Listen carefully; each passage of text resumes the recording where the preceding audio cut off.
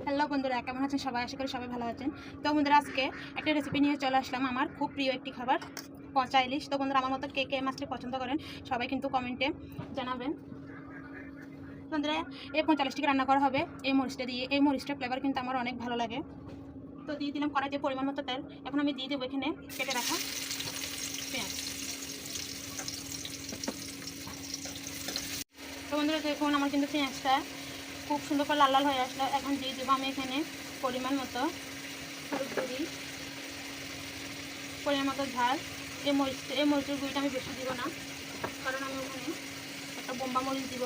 দিয়ে দিলাম পরিমাণ মতো নুন ও দিয়ে দিলাম 1 চামচ, আর তার সাথে দিয়ে দিব এখানে পেস্ট করে রাখা আদা রসুন পেঁয়াজ বাটাটা দিলে তরকারিটা খুব একটু ঘন করা হয়।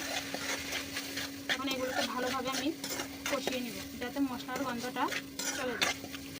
তো বন্ধুরা দেখুন, মশলাটা কিন্তু আমার খুব ভালো করে কষা হয়ে গেল। আপনারা দেখতে পাচ্ছেন একদম শুকনো করে কষা হয়ে গেল। এখন আমি এখানে দিয়ে দিব কেটে রাখা মাছগুলো।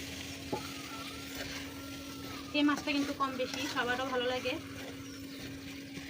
এখন মাছটিকে আমি ভালো করে ভেঙে দিয়ে মশলাগুলোর সাথে এটা ভালোভাবে কষিয়ে নেব। তো বন্ধুরা দেখুন, মাছটি দেওয়ার সাথে সাথে কিন্তু খুব সুন্দর একটা ফ্লেভার বের হলো।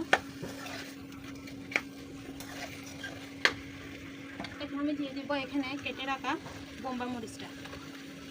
এই মরিচটার কিন্তু খুব সুন্দর ফ্লেভার।